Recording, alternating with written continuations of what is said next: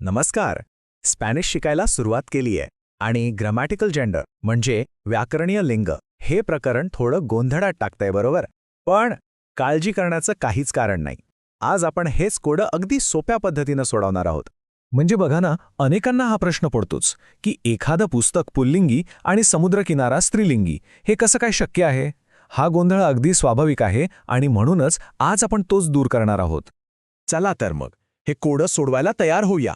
स्पॅनिशमध्ये प्रत्येक नामाला एक लिंग असतं आणि त्यासाठी काही सोपे सरळ नियम आहेत. हे नियम एकदा का समजले की स्पॅनिश बोलणं एकदम सोपं होऊन जातं. तर सुरुवात करूया स्पॅनिश नामांच्या दोन सगळ्यात महत्त्वाच्या पात्रांपासून, एल आणि ला. सर्वात आधी हे व्याकरणीय लिंग म्हणजे नेमकं काय तेच समजून घेऊ. बघा, ही एक सिस्टम आहे ज्यात प्रत्येक नामाला एकतर मॅस्क्युलाइन म्हणजे पुल्लिंगी किंवा फेमिनिन म्हणजे स्त्रीलिंगी असं लेबल लिहिलं जातं. आणि हो, सगळ्यात महत्त्वाचं, याचा वस्तूंच्या खऱ्या लिंगाशी म्हणजे बायोलॉजीशी काहीही संबंध नाही. हे फक्त आणि फक्त व्याकरणापुरतं आहे. स्पॅनिशमध्ये इंग्रजीमधल्या द साठी दोन मुख्य शब्द आहेत, खास करून एकवचनी नामांसाठी. पुल्लिंगी नामांच्या आधी एल लागतं आणि स्त्रीलिंगी नामांच्या आधी लागतं ला. सोपं आहे नाही का? आता काही पुल्लिंगी उदाहरणं बघूया म्हणजे लगेच लक्षात येईल. जसं की एल लिब्रो म्हणजे द बुक किंवा एल कोर्सो म्हणजे द कोर्स आणि एल कोचे म्हणजे द कार. पाहिलं, या सगळ्यांसोबत एल वापरलंय. आणि तसंच स्त्रीलिंगी उदाहरणांमध्ये काय येतं तर ला पेलिकुला म्हणजे द फिल्म आणि ला प्लाया म्हणजे द बीच. इथे आपण या नामांसोबत ला वापरतो. ठीक आहे, तर एल आणि ला काय आहेत हे तर आपल्याला कळलं. पण आता प्रश्न हा आहे की ते नक्की कधी आणि कसे वापरायचे. चला तेच पाहूया. हे शब्द म्हणजे एल आणि ला अशा गोष्टींसाठी वापरतात ज्याबद्दल आधीच बोललं गेलं आहे किंवा ज्याबद्दल सर्वांना माहिती आहे. अगदी आपल्या इंग्रजीमधल्या द सारखंच काम आहे यांचं. याचा वापर खूप ठिकाणी होतो. समजा लोकांची ओळख करून द्यायची आहे. एस एल पाद्रे दे ख्वान म्हणजे तो ज्वानचा वडील आहे, किंवा एखादी वस्तू कुठे आहे ते सांगायचंय. एल लिब्रो एस्ता आखी म्हणजे पुस्तक इथे आहे. इतकंच काय, आपली आवड सांगताना सुद्धा मे गुस्ता एल सिने म्हणजे मला सिनेमा आवडतो. आत्तापर्यंत सगळं सोपं होतं, बरोबर? पण आता या नियमांमध्ये एक मस्त ट्विस्ट आहे.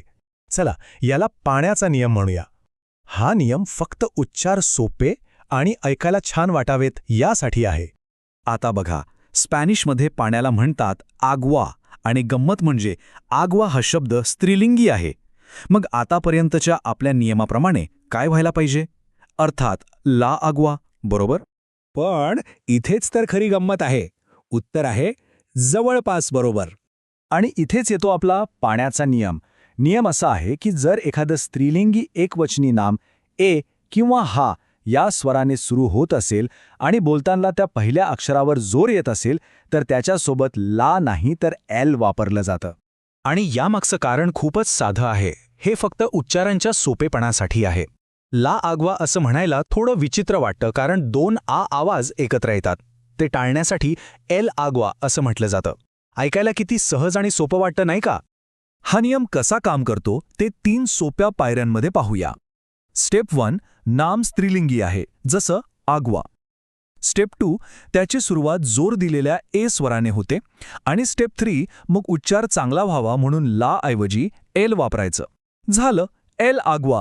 आणि आता येतो सगळ्यात महत्त्वाचा मुद्दा. जरी आपण नामाच्या आधी एल लावलं तरी ते नाम व्याकरणात स्त्रीलिंगीच राहतं. त्याचं मूळ लिंग अजिबात बदलत नाही. हे कसं ओळखायचं तर विशेषणांवरून.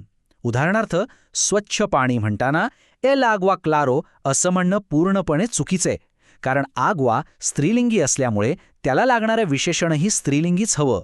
म्हणून योग्य वाक्य आहे एल आग्वा क्लारा. समजलं? तर आत्तापर्यंत आपण जे काही शिकलो ते सगळं पटकन एकत्र पाहूया. हे नियम तुमच्या स्पॅनिश टूलकिटमध्ये नक्कीच उपयोगी पडतील. चला तर मग जे काही आपण शिकलो ते एका झटक्यात बघूया. मॅस्क्युलिनसाठी एल, जसं एल लिब्रो. फेमिनिनसाठी ला, जसं ला प्लाया. आणि तो आपला खास वॉटर रूल, तिथे आपण वापरतो एल, जसं एल आग्वा. पण सगळ्यात महत्त्वाची गोष्ट काय लक्षात ठेवायची की आग्वा हा शब्द आर्टिकल एल घेऊन सुद्धा मुळात स्त्रीलिंगीच राहतो. हे विसरायचं नाही.